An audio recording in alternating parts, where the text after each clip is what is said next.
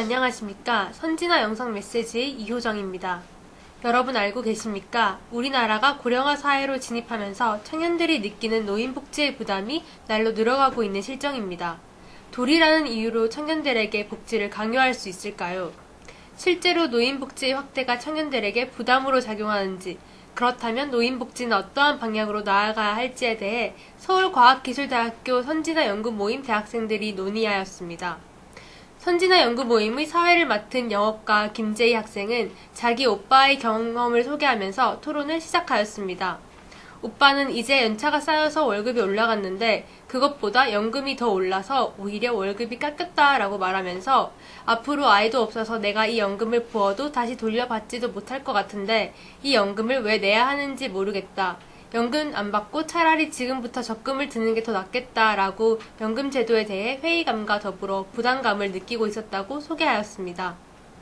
이에 대해 행정학과 안채윤 학생의 말에 따르면 학생들이 지금 낸 것만큼 미래에 돌려받지 못할 것이라는 걱정은 실제와 다르다는 지적과 함께 노인복지 재원은 예상처럼 그리 빨리 고갈되지 않고 연금으로 메워질 수 있다고 합니다.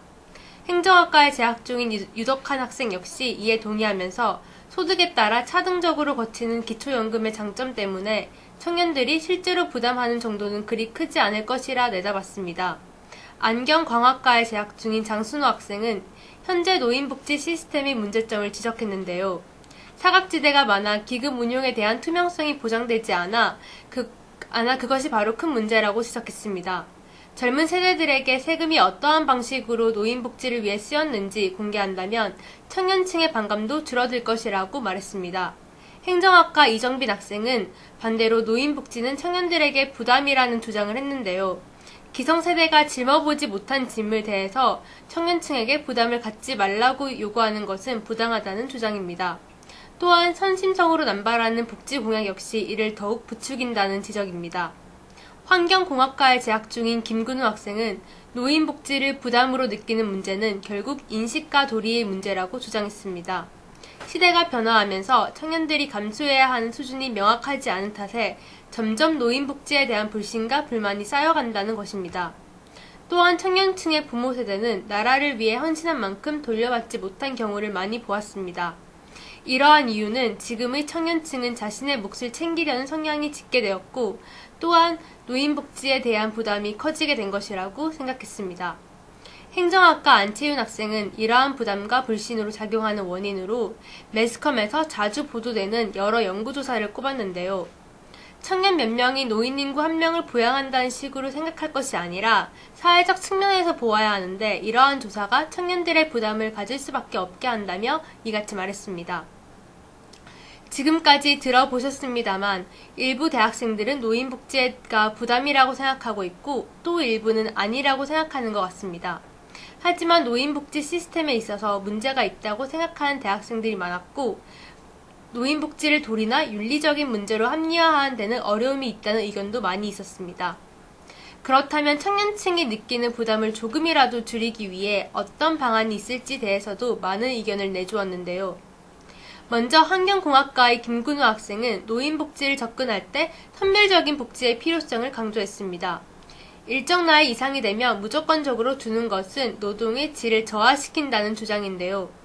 노동의 질을 떨어뜨리기보다는 노동 동기를 부여하기 위해 이 노인복지가 작동해야 한다고 말했습니다. 이와 관련하여 노년층의 재취업과 재교육에 대한 의견이 다수 나왔는데요.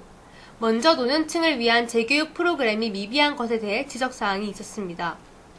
이에 대해 김근우 학생은 임금 피크제를 이용하여 노년층 재취업을 촉진한다면 상부상조의 이익을 얻을 것이라고 내다봤습니다. 그러나 이러한 정책에 대해 업종별로 차이가 있을 수 있다는 한계가 있다는 의견과 청년 고용률에도 악영향을 미칠 수 있다는 부정적인 의견이 있었습니다. 또한 노인 일자리에 대한 의견도 많았습니다. 안채윤 학생은 노인 일자리에 대해 노인을 위한 노인의 서비스를 제안했는데요. 비슷한 연령층으로서 좀 더 질적인 서비스 제공이 가능할 것이라고 말했습니다. 대부분의 학생이 노인 일자리와 관련하여 현금성 복지보다는 서비스 복지 중심으로 가야 한다는 점에서는 동의를 했습니다. 이를 위해 노인에 대한 심층적인 연구와 체계가 필요하다는 지적도 함께 나왔습니다. 기업 측에서 CSV, 즉 공유가치 창출을 복지에 적용시키는 노력을 하는 방법도 제기됐습니다. CSV란 기존의 사업 기업이 책임감으로 인해 사회에 기여했던 CSR, 즉 기업의 사회적 책임과 달리 기업이 사회와 함께 사회적 가치를 창출하여 기업과 사회가 혜택을 주고받는 것입니다. 안채윤 학생은 이러한 방식들로서 노년층으로 하여금 청년들의 일자리를 뺏는 상황은 만들지 않을 것이라고 주장했습니다. 더불어 기업 또한 노년층의 취업으로 인해 분위기가 처지는 부정적 결과가 아니라 고객의 마음을 더 잘 이해하여 수익을 창출하는 긍정적 효과를 얻을 수 있을 것이라고 말했습니다. 오늘은 청년들이 생각하는 노인복지에 대해 서울과학기술대학교 선진화 연구모임들의 학생을 중심으로 들어봤습니다. 노인복지를 위한 체계적인 준비도 필요하겠지만 청년들이 느끼는 부담을 줄이기 위해선 무엇보다 청년과 노인 간의 소통이 중요하겠습니다. 일단 청년들은 노인복지를 위해 복지가 무엇인지 생각하는 것이 필요하겠지요. 복지는 모든 국민이 인간으로서 인간다운 삶을 누리게 하기 위해 필요한 것이라고 볼 수 있습니다. 노인들에게 최소한 인간다운 삶을 보장해준다는 측면에서 노인복지를 바라보아야 할 것입니다. 선진화 영상 메시지, 다음 시간에는 더욱 알찬 내용으로 찾아오겠습니다. 한국선진화 포럼 대학생 앵커 이호정이었습니다.